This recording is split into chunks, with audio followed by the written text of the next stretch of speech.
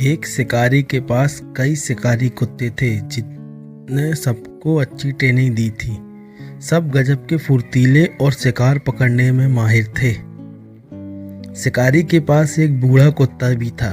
किसी जमाने में वह बहुत तेज, तर्रार और फुर्तीला था। शिकारी के लिए उसने कई बार शिकार पकड़े थे, लेकिन उम्र की मार से अब वह कमजोर हो चला था।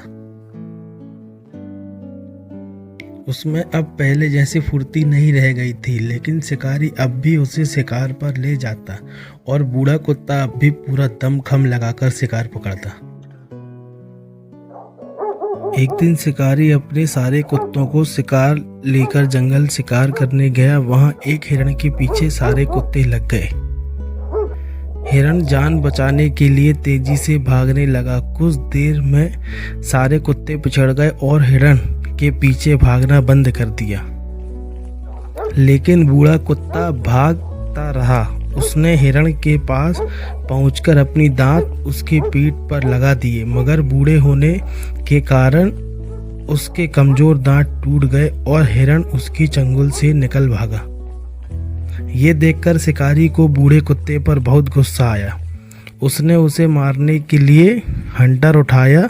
बूढ़ा कुत्ता करारता दृष्टि से उसे देखने लगा, मानो कह रहा हो, मुझ बूढ़े को मत मारो, मैं अपने काम में अब भी, मेरी इच्छा शक्ति अब भी मजबूत है, बस मेरे कमजोर बूढ़ा शरीर साथ नहीं दे पा रहा और शिकार मेरी पकड़ से निकल गया। मेरी जवानी के दिनों को याद करो, उस वक्त क्या था मैं, और अपने बूढ़े को याद करो।